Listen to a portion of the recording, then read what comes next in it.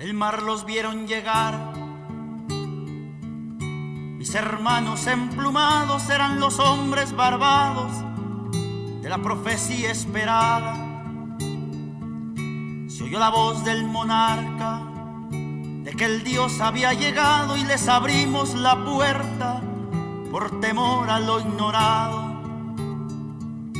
Iban montados en bestias como demonios del mal, iban con fuego en las manos y cubiertos de metal. Solo el valor de unos cuantos les opuso resistencia y al mirar correr la sangre se llenaron de vergüenza, porque los dioses ni comen ni gozan con lo robado, y cuando nos dimos cuenta ya todo estaba acabado. Y en ese error entregamos la grandeza del pasado, y en ese error nos quedamos 300 años esclavos. Se nos quedó el maleficio de brindar al extranjero nuestra fe, nuestra cultura, nuestro pan, nuestro dinero. Y hoy le seguimos cambiando oro por cuentas de vidrio y damos nuestra riqueza por sus espejos con brillo. Hoy, en pleno siglo XX, nos siguen llegando rubios y les abrimos la casa y los llamamos amigos. Pero si llega cansado un indio de andar la sierra, lo humillamos y lo vemos como extraño por su tierra. Tú, hipócrita que te muestras humilde ante el extranjero, pero te vuelves soberbio con tus hermanos del pueblo. Oh, maldición de Malinche, enfermedad del presente, ¿cuándo dejarás mi tierra? ¿Cuándo harás libre a mi gente?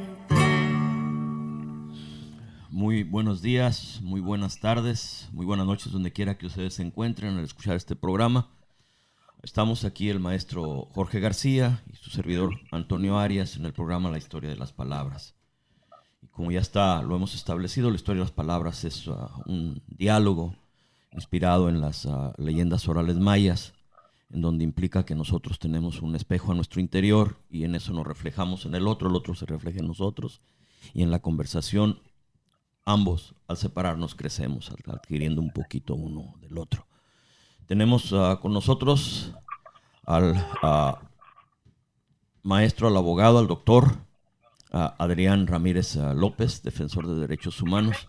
Adrián, ¿cómo está? Hola, ¿qué tal? Buenos días, Antonio. ¿Cómo están ustedes por allá? Estamos en esta Historia de las Palabras. Gracias por recibirnos. Pues Adrián, de nuevo, ya lo entrevistamos otra vez, pero un poquito de su persona para la gente que aún no se familiariza con el programa o con usted. Bueno, yo soy defensor de derechos humanos, de profesión soy médico.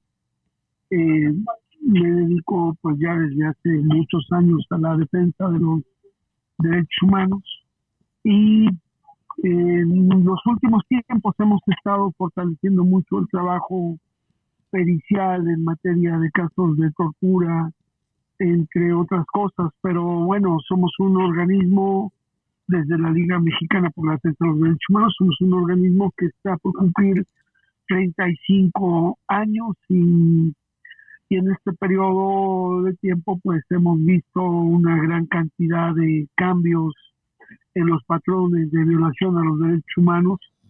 Creo que es importante remarcar que los pueblos son los garantes de los derechos, las personas y organizaciones que los defienden son quienes se ocupan de hacer cumplir, y que lamentablemente pues los gobiernos no tienen siquiera la capacidad de cumplir con las propias normas jurídicas, más allá de también saber que el Estado de Derecho no garantiza en absoluto el respeto de los derechos humanos.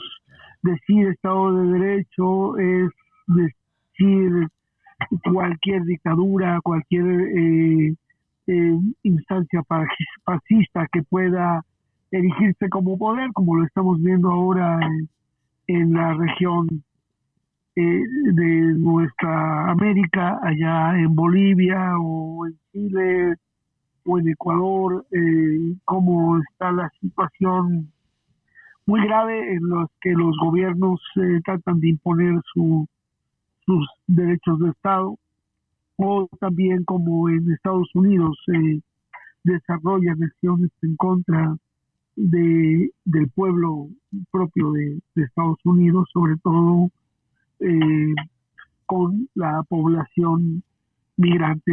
Entonces,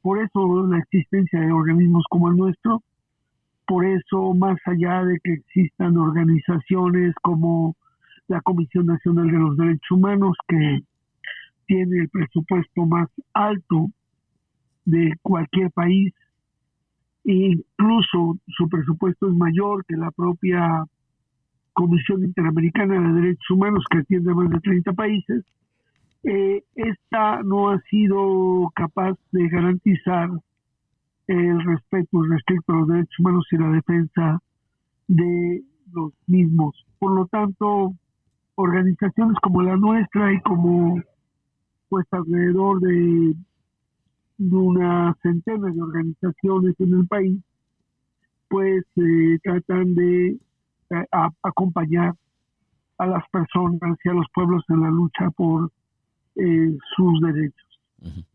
Adrián, teníamos también ya programado para que participara a Javier Espinal, un muralista de Honduras, y tratábamos de ver de dónde vienen las cosas.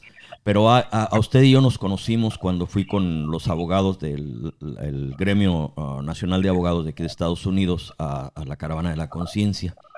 Nos conocimos en forma, pues, somera, unos días que estuvimos caminando. Pero en la vez que lo entrevistamos la otra vez en relación a los deportados, yo hice unas expresiones un poco ásperas y usted me calmó para tratar de ver el aspecto humano de esto que estamos transitando, ¿no? Y la dificultad que va a ser salir de ello. Usted como doctor, ¿qué lo llevó primero a la medicina y de ahí qué lo llevó a tratar de empezar a tratar la tortura, todos estos aspectos del sufrimiento humano, en vez de haberse dedicado tal vez a ganar dinero?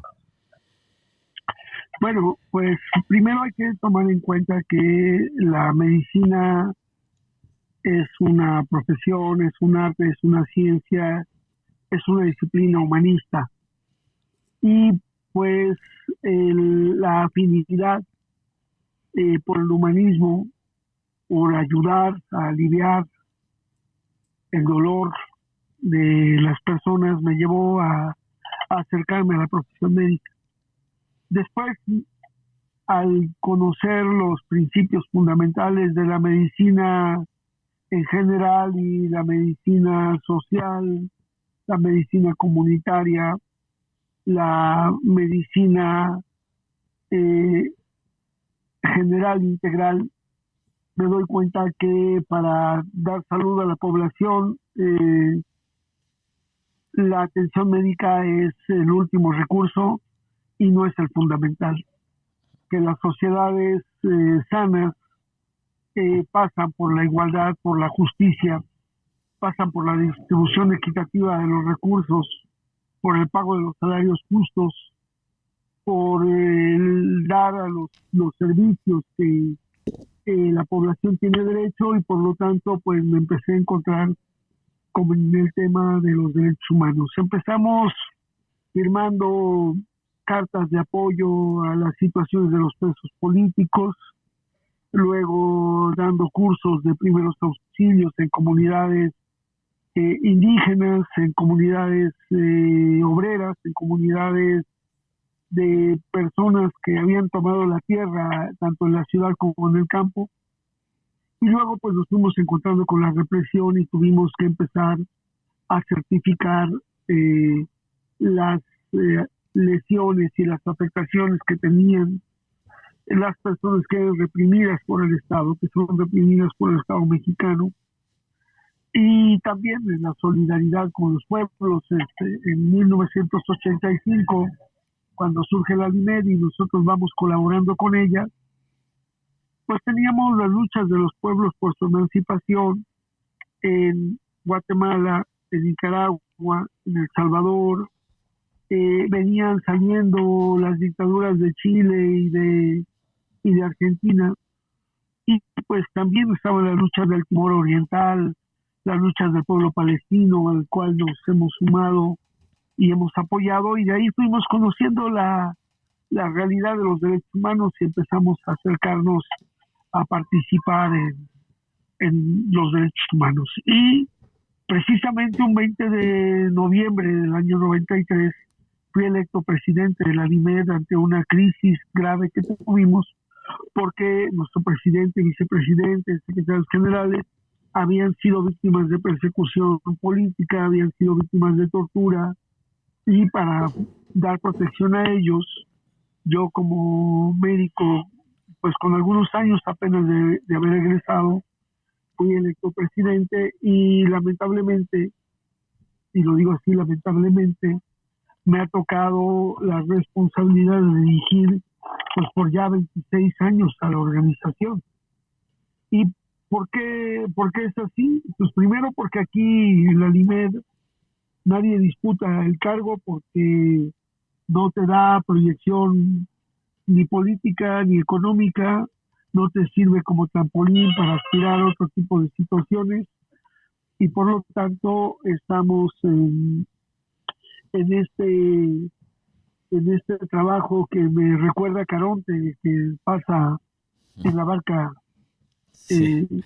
en la barca, los muertos en su tránsito, y que nadie quiere tomar el remo porque pues genera demasiado compromiso y genera pocos beneficios, pero estamos en ese proceso también formando el equipo para esta transición. Entonces, el tema de los derechos humanos es un tema que desde nuestro punto de vista vivimos para los derechos humanos y no vivimos de los derechos humanos.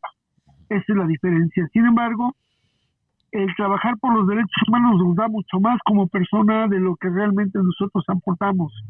Y es por eso que una cantidad significativa de compañeros seguimos vinculando durante tantos años a este esfuerzo que en varias partes de la República se mantiene bajo la bandera de la Liga Mexicana por la Defensa de los Derechos Humanos, cuyo lema es una llama encendida por los derechos de los pueblos, y que hemos determinado en la década del 2016-2025, década de lucha, de la unión de todos los esfuerzos en la lucha contra la impunidad, tortura nunca más.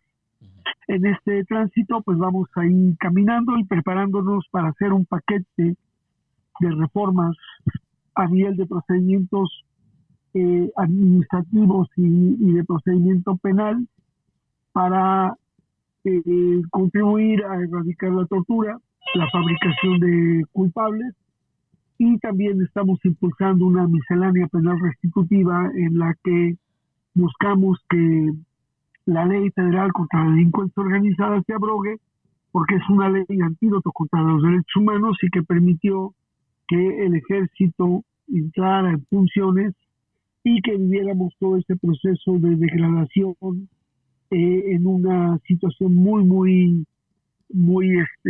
acuciosa, que llevó a considerar a nuestro país en este tránsito como la peor crisis de derechos humanos desde el momento de su fundación como nación.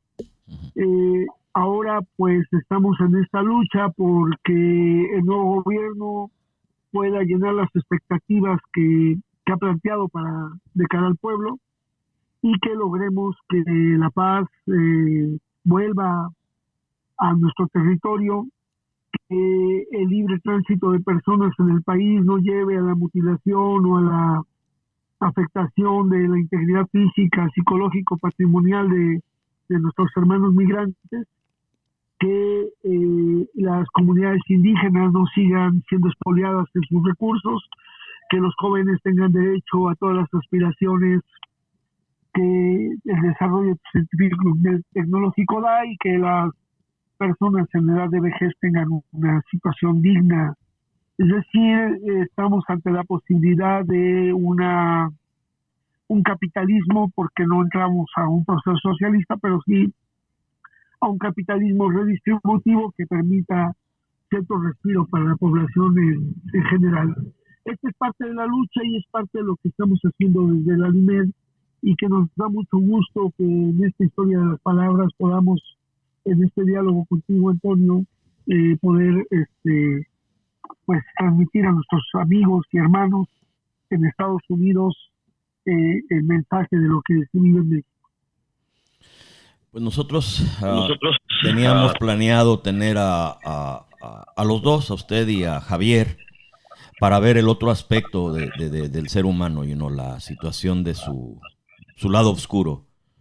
Yo en una ocasión platiqué con una afro indígena americano, hijo de madre india y padre negro, y él me llevó a la máxima de los indígenas americanos, en donde dice que uno no puede caminar sin tener conciencia de su propia sombra, porque siempre, cuando la ignoras, te absorbe. Parece que el lado oscuro del ser humano siempre lo viene absorbiendo y tratamos de ignorarlo.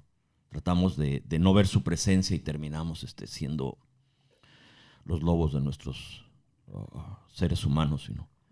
Y este era parte del aspecto que queríamos ver, viendo la situación de Este concepto que planteas, Antonio, es un concepto filosófico fundamental. Yo creo que tenemos que entender también que sí, dentro de la filosofía y dentro del método filosófico, nosotros nos pudiéramos concentrar o fundamentar en lo que es la dialéctica. Podemos entender la dinámica de los procesos y entender que los seres humanos tenemos lados oscuros y lados brillantes. Esta integridad de lo bueno y lo malo que hay dentro de una persona, que va a expresarse pues de acuerdo a su devenir, de acuerdo a cómo sea el trato, de acuerdo a cómo sea el comportamiento de su contexto. Es obvio que si, por ejemplo, tú vas en un transporte público, tan solo hablando de transporte público, tú vas en un transporte público que es cómodo, que está climatizado, que no hay calor, que no hay mucho frío, que te permite que las personas vayan más o menos sin tanta presión, a diferencia del transporte público en muchos de nuestros países, donde la gente va presionada, estresada, con transportes ineficientes. Se genera un ambiente de agresión, se genera un ambiente de confrontación, que por más que quieres tratar de llevar las cosas bien con la gente, pues el contexto de ese microambiente que se genera en el transporte público genera mucha tensión, y la gente se ofende, se grita, se maltrata, y cuando viene relajada en otro horario, pues va más tranquila. ¿Qué expresa esa agresión? ¿Qué expresa esa violencia? Pues cómo se trata. Por ejemplo, en materia delincuencial, el modelo que habían ensayado en muchos países con la guerra contra el terrorismo, entre comillas, el Estatuto Antiterrorista de Estados Unidos, que se traduce en nuestros países como esta lucha contra la delincuencia organizada, lleva a confrontar por la vía del enfrentamiento y el aniquilamiento a los grupos. Entonces se genera más violencia, y esta violencia se vuelve atroz y perversa, pero no es sino un artificio de políticas públicas que orientan y llevan a la población a eso. No es casual que se le llama delincuencia organizada, porque fue el operativo Rápido y Furioso y Receptor Abierto desde Estados Unidos el que contribuyó a que los grupos delincuenciales se les financiara, se les dotara de armamento, se les dotara de capacitación e incluso se infiltrara en sus filas a asesores y mercenarios de grupos de fuerzas especiales que aprendieron a mutilar, a descuartizar, a disolver en ácidos, a quemar en tambos de diésel a personas para desaparecerlas, a llevar hasta la mínima expresión de rastros de personas para llenar nuestro país y nuestros países de horror y terror. Esto que tú dices que se expresa como el lado oscuro es una ilusión, es un artificio. Y este artificio es una política de Estado ejecutada por particulares en apariencia, pero que atiende a esa política de Estado. ¿Cuál es el elemento fundamental? El primero es fortalecer la xenofobia, el fortalecer la diferencia que hay entre el color de piel, entre el hablar, el decir, etcétera. Pero no es esa la esencia fundamental. La esencia fundamental es la económica. La discriminación económica es la fundamental. Y es sobre la base de eso que a la población en su conjunto, pues la van sometiendo para que se exprese lo más oscuro, lo más lamentable. Es así también como nos explicamos los feminicidios, como nos explicamos estos abusos de menores en la pederastia, etcétera, como una expresión de un supremacismo, de un poder que se erige en contra de otro, y es como lo vemos ahora en Bolivia, o lo vimos en Honduras cuando el golpe de Estado allá en el año 2009, cuando sacaron al gobierno constitucional y toda la situación gravísima de deterioro que ha hecho que grandes sectores de la población hondureña migren huyendo de la violencia, y como pasa en Bolivia con este supremacismo blanco de esa oligarquía poderosa de Santa Cruz, que hoy está en un discurso racista, supremacista y fundamentalista en contra de la Pachamama, en contra de los derechos de los pueblos, cuya justificación única es el despojar de los recursos naturales, sobre todo del litio, a Bolivia, buscando acuerdos con las empresas que no beneficien propiamente al pueblo boliviano. Esta expresión del lado oscuro es precisamente este necrocapitalismo, este capitalismo zombie o capitalismo mutante que algunos autores han llamado, en el que ha roto todos los valores que pudiera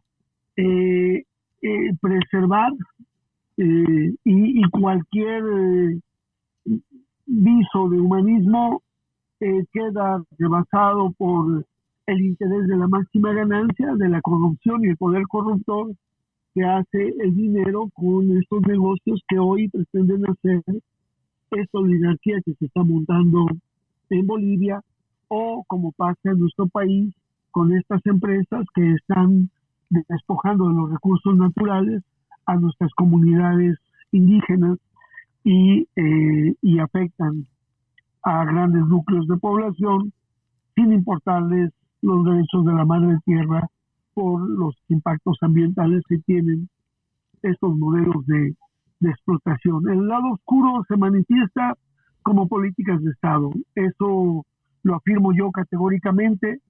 Otras situaciones, lo que cada uno puede tener de bondad o maldad en individual, pero lo que podemos evaluar es cómo es posible que hayamos llegado a estos niveles de violencia, a estos niveles de degradación. Pues es simple y llanamente como artificios producidos por políticas públicas que llevan a los pueblos a tener temor, porque no hay seguridad, hay violencia y hay una violencia impune. Los croatas llegaron a Bolivia desde los finales de los 1800, y después hubo una migración de gente en la Primera Guerra Mundial de croatas, muy apegada a lo que después fue el nazismo, muy apegada a la supremacía blanca o de un grupo sobre de otro. Los que llegaron a Santa Cruz y toda esa área iniciaron un proceso de dominio económico y dominio político que hoy lleva a esta situación de segregación totalmente inhumana. Pero también lo que queríamos nosotros ver es cómo esta degradación en ocasiones se requiere la cooperación o la aceptación de la gente que cae al sometimiento. Y lo que habíamos escrito un poco como guía de esta plática era las expresiones de Malcolm X sobre el esclavo de campo y el esclavo que está en la casa del amo. Y el esclavo de campo sufre los embates y los flagelos, la golpiza, todo, y se rebela generalmente. Y el esclavo de la casa, que vive más cómodo y recibe las sobras de la comida, pero en mejor condición que los esclavos del campo, alerta al amo para que los otros no se rebelen y coopera con él en la condición de explotación, de dominio sobre el más débil. Era en base a lo que queríamos hacer la plática, porque yo creo que eso se expresa también en Honduras con la presencia de los judíos y palestinos y gente que vino del antiguo Imperio Otomán. Y en México parece que también tenemos una élite que domina económicamente y ha dominado a la estructura política a su favor en detrimento de todos nosotros. Pero ¿cómo saldríamos de esto? Adrián, ¿cómo trabajamos esta situación? Porque implica también la aceptación desde nosotros mismos sobre una condición inapropiada y contraria a nosotros, donde nos han domesticado a la aceptación, a la obediencia, a la sumisión, a la resignación. ¿Cómo rompemos? Bueno, dime. Yo creo que hay un elemento fundamental que hay que considerar hoy. Primero, los grandes medios de comunicación son parte del Estado como, no el Estado como gobierno, sino como es el Estado como representante del poder hegemónico, y los grandes medios de comunicación habrían estado jugando un papel de lo que yo he dado en llamar el síndrome de anestesia colectiva inducida.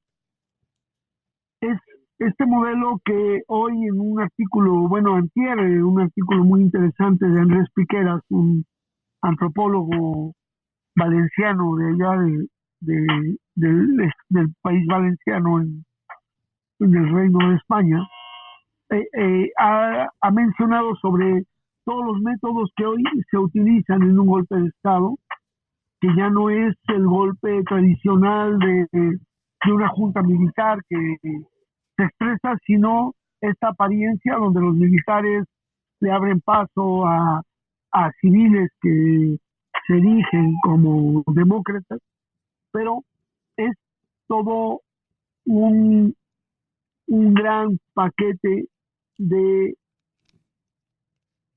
lo que se le dice la opinión pública, es decir, los grandes opinólogos que ganan caudales de dinero, que ganan grandes recursos por estar repitiendo mentiras y falsedades o valoraciones sesgadas para que la población en general las repita.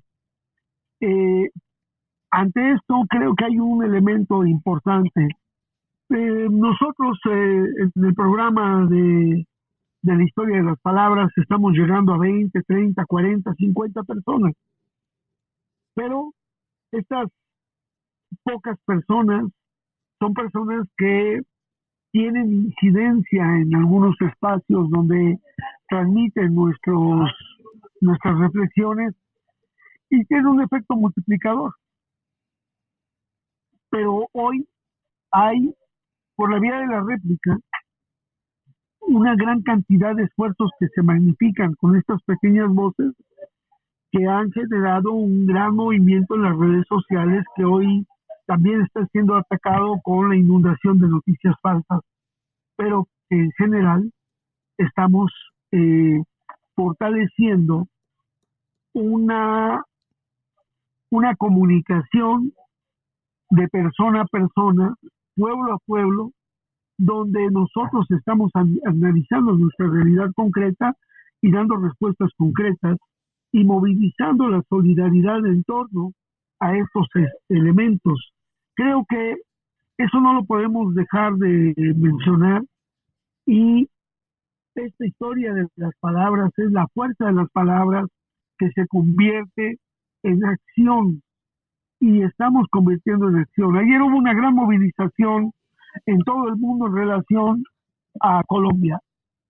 Esta gravedad que vive hoy, después de los acuerdos de paz, más de 700 defensores de derechos humanos que han sido asesinados, cientos de dirigentes indígenas, una cantidad importante de combatientes que habían aceptado el proceso de paz y que han sido ejecutados por el gobierno de Duque, que responde a los intereses de Álvaro Uribe y que responde a los intereses de las grandes empresas que están despojando de los recursos allá en Colombia, en contubernio con el gobierno de Estados Unidos.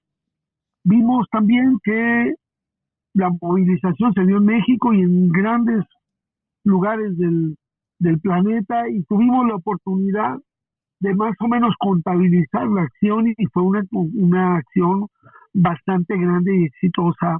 Pero si la vemos en lo micro, pues en la Ciudad de México habría unas 70 personas más o menos. Pero ve sumando cuántas se pronunciaron en Jalisco, en otros estados de la República, y a su vez cuántos a nivel mundial, ya es un elemento significativo. El otro punto que hay que tomar en cuenta, por ejemplo, es que por más poder que tenga Bolsonaro, hoy Lula está libre. Por más poder que tenía Macri, hoy Argentina ha virado, etcétera. O sea, creo que esta diplomacia ciudadana, este lenguaje comunicacional de persona a persona con quienes nos escuchan, tiene un efecto que genera acciones y que de alguna forma puede ayudarnos a enfrentar o confrontar la situación. La solidaridad se va expresando, y bueno, ve de ese encuentro que tuvimos, ya prácticamente son 2 años, y sin embargo tenemos un punto de unidad, Antonio, a través de este diálogo que Historia de las Palabras nos permite, y de tanto en tanto irnos comunicando. Creo que esto es lo que vale hoy la pena, y pues agradecemos mucho que hoy las redes sociales y algunos desarrollos científicos y tecnológicos estén a nuestro alcance para podernos comunicar.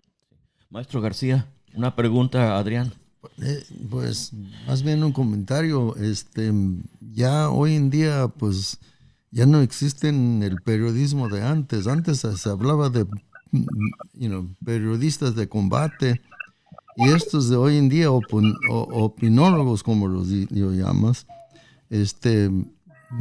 llegan a ser periodistas porque para ellos son comentaristas, y que les pagan muy bien por su comentario, porque el comentario de ellos siempre apoya a las estructuras de poder, los individuos que mantienen el control de las estructuras de poder.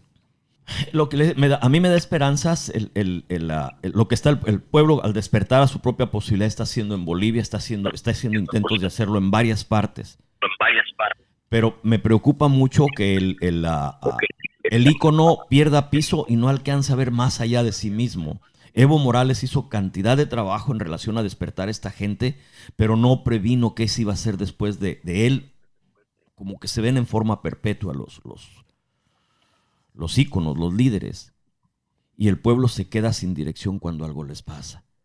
Entonces, el mismo temor me da con la efervescencia, la idolatría que se está yendo a nuestra condición mesiánica con Obrador. ¿Cómo nosotros podemos empezar a tratar de ver más allá de estas imágenes, más de estas personas, y empezar a ver nuestra propia realidad y tomar responsabilidades propias? ¿Qué piensas? Sí, bueno, yo creo que has tocado un punto medular. El caudillismo, desde mi punto de vista y basado también en los investigadores de las ciencias sociales, nos podemos dar cuenta que es una forma de organización que tiene fuertes limitaciones y que no puede ser considerada como una forma válida de desarrollo. No podemos perder de vista que los seres humanos ponemos un acento en lo que hacemos, ponemos un toque, ponemos una motivación, pero quien se cree y se deja guiar solamente por los líderes, sabe que el líder tiene siempre un precio. Algunos pagan un precio tan bajo como dinero, como un cargo, como beneficios personales, otros pagan un costo más alto que es la vida.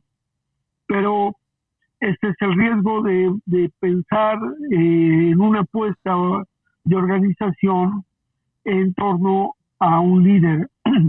Creo que hoy está demostrándose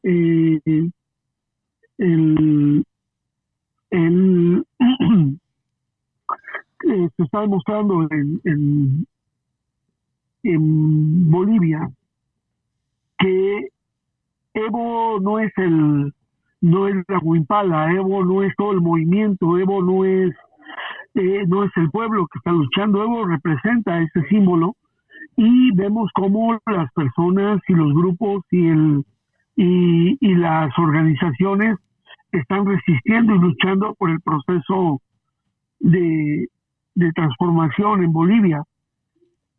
En México, de la misma manera, yo creo que no se puede dejar un cheque en blanco para Andrés Manuel López Obrador, sino que la sociedad tenemos que participar en el conjunto para consolidar aquellos logros que puedan ser útiles para el desarrollo de los pueblos sin bajar la guardia, independientemente de que pueda haber voluntad o no, pero la fragilidad de centrar un movimiento en una sola persona, pues corre el riesgo de un magnicidio, corre el riesgo de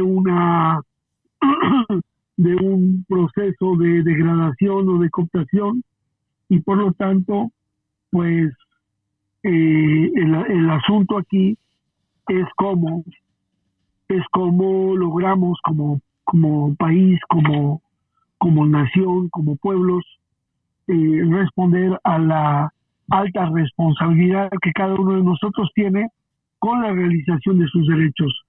Tenemos que luchar cada quien primero por lo que merece, cada quien luchar por sus derechos y juntos por los derechos colectivos. Y en esa colectividad, pues hacernos pueblo, formar parte de él y fortalecer la lucha. Pero quien debe ser el garante de nuestros propios derechos, pues somos nosotros. Sí. Y es ahí donde está el centro del debate. Sí.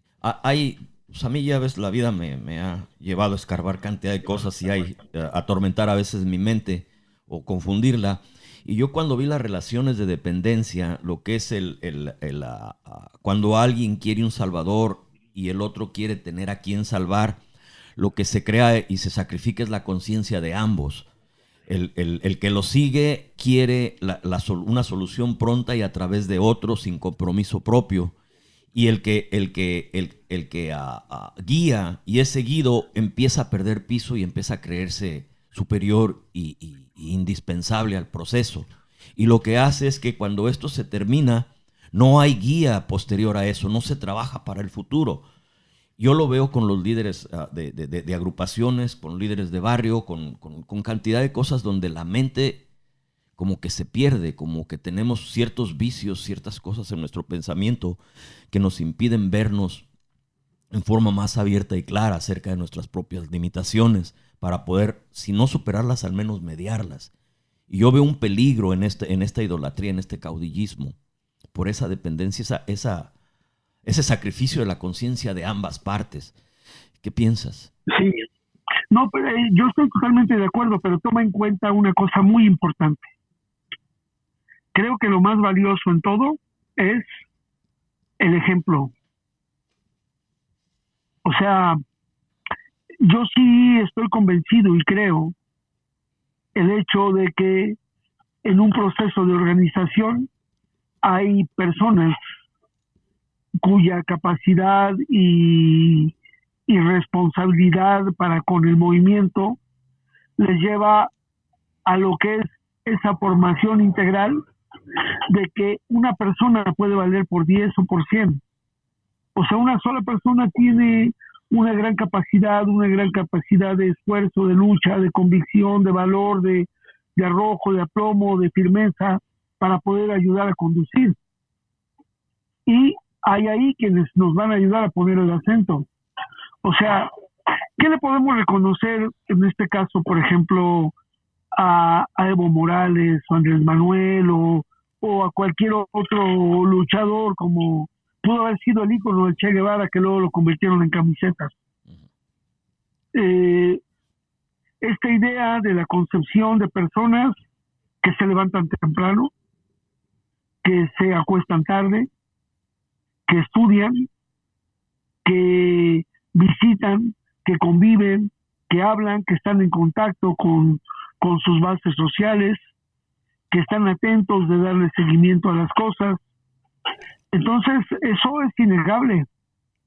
O sea, podrás criticarle mucho, por ejemplo, hoy a mucha gente, muchos líderes, pero tú puedes ver la diferencia que hay entre una persona que lee un teleprompter y una persona que habla desde el alma, desde su interior. No solamente sí, pero desde su interior sí, pero que se prepara para hablar, que se prepara a dónde va a ir y qué va a decir, va a tratar de interpretar. Es como nosotros que vamos a una conferencia y vamos a tomar la palabra. Yo no soy muy afecto a llevar mis ponencias por escrito, salvo que sea un evento donde se requiere de mucho cuidado con el tiempo. Por ejemplo, cuando uno habla en la ONU o en un foro muy importante donde tenemos muy poco tiempo, ahí sí necesitamos llevar un discurso muy acotado para que digamos lo sustancial. Pero en general vamos a ir con las ideas puntuales, generales, y vamos a hacer un diálogo con las personas, vamos a preguntar qué opinas, qué piensas, y de ahí ir dando la alternativa y la respuesta. Yo creo que eso es fundamental. No hay un lenguaje acartonado que transmite ideas o preconceptos ya establecidos, sino que va con ese conocimiento, con esa capacidad, con ese bagaje, y que te pone ejemplo. Tú puedes ver en lugares donde se dan las conferencias y algunos de ellos están parados estoicamente durante todo el evento. Están atentos a responder. O sea, los líderes no son beneficiosos para el movimiento. Un movimiento caudillista no es un movimiento válido, pero hay que reconocer la capacidad que tienen algunas personas para ayudarnos a conducir, para ayudarnos a llevar, pero no puedes dejarlo así. O sea, no puedes cerrar los ojos y que te den la mano y que te vayan llevando por donde quieran. Tienes que caminar con los ojos bien abiertos y decirle, oye, espérame, por ahí no. Mira, vamos a plantear, vamos a discutir, porque pues creemos que por ahí no. Ese es el tema, es cómo creas organizaciones, cómo creas ese desarrollo de organización, y es como aquí te digo, yo soy el presidente de la DIMED y siempre he sido, o sea, pues mis compañeros toman decisiones y plantean y dicen y hacen, y pues muchas de las cosas que yo digo a veces quedan, pero muchas veces no. Y yo no me la creo de que soy X o Y persona, sino soy un compañero que tiene cierta experiencia, que tiene cierto compromiso y que también comete una gran cantidad de errores y por lo tanto necesita escuchar a los demás y escucharse a sí mismo para poder ir mejorando. Yo creo que si toda la gente que hoy nos escucha en esta historia de las palabras, pues veamos que tenemos que tomar la responsabilidad de rebasar, de ir siempre adelante y tratar de ir adelante de quienes nos van enseñando. O sea, nuestra responsabilidad es ser mejores que nuestros maestros. Y cuando yo no pueda ser capaz de ser mejor que mi maestro, entonces tengo que aceptar que venga gente y me conduzca y me rebase. Con mucha frecuencia nosotros nos dejamos conducir por personas que tienen más capacidad y lo aceptamos bien. ¿Por qué? Porque no somos expertos en todos los temas y en todas las cosas. Eso es lo que nos ha permitido, por ejemplo, sobrevivir ante situaciones gravísimas que hemos estado como organización atendiendo, que incluso han sido consideradas como de seguridad nacional. Nos hemos enfrentado a grupos muy, muy poderosos y gracias al que nos escuchamos, al que nos atendemos y nos solidarizamos, pues nos ha permitido no tener golpes mayores en el proceso. Maestro. No, para mí ese líder es persona que tiene relación con la gente y está promoviendo una agenda que surge de esa gente. Entonces hay esa relación mutua. Bueno, en su expresión sana, eso es lo que debemos de tratar de ver, de que lo que vamos aprendiendo tenga un proceso en donde surja el siguiente cuestionamiento, inclusive después de nuestra muerte, y no quede solo en un esfuerzo frustrado porque se tiene una dependencia en un individuo o en unas personas, sino cómo llevar este proceso en la forma lo más sana posible, sabiendo que todos de un modo o de otro somos afectados por la atención sobrepuesta a nosotros, más cuando alguien está en posición de liderazgo, tener esa entereza para poder sobrepasar ese problema interno y ir hacia el futuro, más allá de él mismo. Pero no es fácil, Adrián, en las organizaciones y lugares que he visitado a través del trabajo humanitario que hemos hecho, ayudar donde podemos, a quien podamos. Ve uno cómo en ocasiones el líder limita lo mismo que creó y no le da chance de crecer por él mismo. Y la idea es de que el líder traiga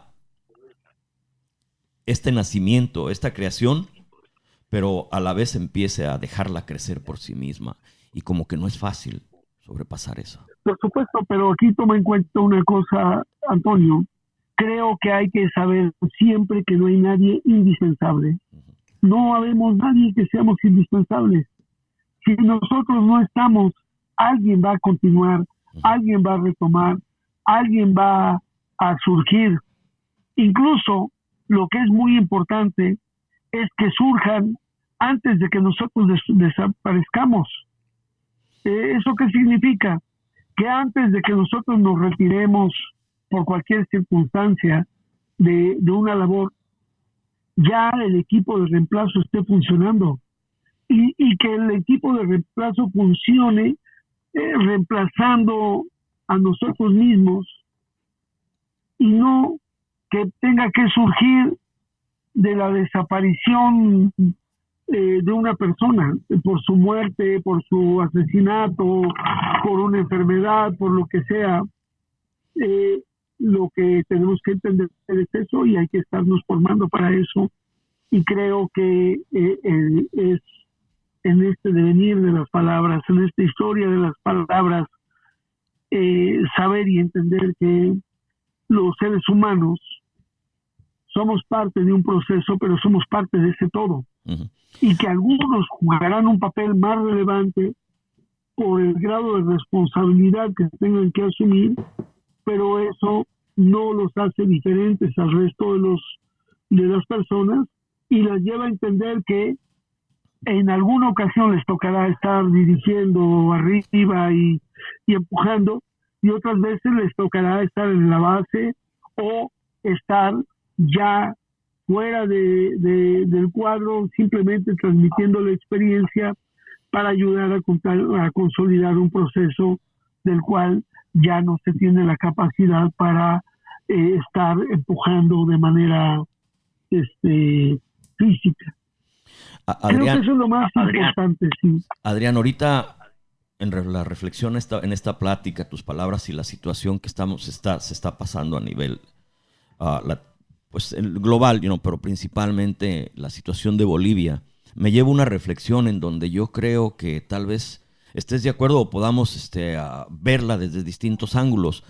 La orfandad, después de despertar a este pueblo en Bolivia a sus propias posibilidades, la orfandad los está haciendo a verse más responsablemente, y solos ya en orfandad están trascendiendo esta dependencia y están confrontando algo hostil y peligroso, pero ya con un mayor nivel de conciencia. ¿Qué piensas de eso que ahorita nos está enseñando el pueblo de Bolivia en forma muy directa, creo yo? Sí, yo afirmo categóricamente que en este caso Evo representa un proceso, pero Evo no es el proceso. El pueblo boliviano está enfrentando y asumiendo la responsabilidad para sí de seguir en la conducción de su proceso. Ahora, ahí hay capacidad de conducción, hay capacidad de análisis, hay capacidad de organización, y hoy, que es lo más apremiante, hay capacidad de resistencia. Así es que, en este sentido, por más poder económico, por más recursos que inyecten los grupos de poder para sacar una ganancia máxima de este proceso, muy probablemente se verán confrontados con un pueblo activo, movilizado, pacífico, que lamentablemente es víctima de masacres, pero que en términos generales saldrá exitoso y avante en esta lucha. Creo que hay un desarrollo bastante grande en esa conciencia colectiva, como está pasando también en Chile, que a pesar de tantos años de dictadura hoy se está movilizando, y que hoy están en esta posibilidad de modificar las condiciones de este capitalismo zombie, de este capitalismo mutante, de este necrocapitalismo que está tratando de obtener las últimas migajas de la ganancia de extraerles los recursos naturales y seguir afectando los derechos de la Pachamama, de la Madre Tierra. Y bueno, pues en ese sentido, esta es nuestra contribución. Antonio, pues de verdad les agradezco mucho que me inviten a estar con ustedes. No siempre me es posible, pero de verdad lo agradezco mucho y felicito el esfuerzo, y les pedimos que se sumen también aquí con la situación de México, con esta lucha que tenemos contra la tortura, que le den espacio a los casos que estamos llevando ahorita, por ejemplo, la libertad de Antonio Barragán Carrasco, este integrante de la organización campesina de la Sierra del Sur, que acaba de cumplir 19 años de estar preso, víctima de tortura y de fabricación de delitos, y otros casos más que estamos abanderando y que hemos llevado al Comité contra la Tortura de las Naciones Unidas. Y bueno, pues también sigamos los sucesos en desarrollo que tenemos en nuestro país con situaciones muy, muy graves y preocupantes, porque las violaciones graves a los derechos humanos no cesan, aunque haya esfuerzos de parte del nuevo régimen las inercias del pasado siguen ahí presentes, siguen las ejecuciones de defensores de los derechos de la tierra, como este compañero allá en Tlapa que había estado desaparecido y ya fue encontrado muerto. Esta situación que vivimos con esta escalada de violencia que no cesa todavía en nuestros países. Pues un abrazo muy fuerte y agradezco mucho que me hayan invitado. Sí, Adrián, avisarte a varias personas que también trabajan en los medios. Les avisé de tu propuesta de tratar de hacer videos o algo, cápsulas informativas para exponerlas y darle a presencia a estas gentes que están sufriendo algún tipo de abuso y están en la mayor disposición de ayudarte y ayudarnos. Pues estaremos enviándoles la información. Ahí estamos ahora publicando cada semana en la revista Contralínea, estamos publicando un caso. Ahorita pues nos hermanamos y con los amigos de Guerrero allá porque pues el desaparecido Arnulfo Cerón Soriano ya fue encontrado muerto en una fosa clandestina allá en Tlapa, y pues lamentamos mucho que todo esto siga, y agradecemos mucho el espacio, de verdad, Antonio, y pues seguiremos en esta historia de las palabras, haciendo palabras y acciones. Créeme, Adrián, te agradezco mucho el hecho de que tomes las llamadas. A mí en ocasiones platicar contigo me hace reflexionar más en mí mismo, porque en ocasiones soy un poquito brusco, creo yo, me dicen así. No, pues eso, así hay que ser, es tu carácter, y hay que ser brusco, hay que ser enérgico, hay que ser categórico, pero sobre todo hay que ser solidario y empático con las causas y las luchas. Y bueno, pues muchas gracias. Estamos en comunicación. Muchas gracias. ¿Algo más, maestro, para despedirse? No, tenemos todos que seguirle en cualquier forma que se puede, cualquier foro que se puede utilizar, siempre moverse para adelante, no estancarse. Bueno, gracias, Adrián. Y esta fue la historia de las palabras. De nuevo intentamos nosotros, por medio de este programa, explorar el por qué pensamos como pensamos, tratando de ver que al ver nuestro pensamiento tal vez nos lleve a actividades que nos ayuden a cambiar nuestras propias circunstancias. Muchas gracias, Adrián. Gracias, pues. Hasta luego, un abrazo a todos allá en Estados Unidos. Muchas gracias, Adrián. Adiós. Adiós.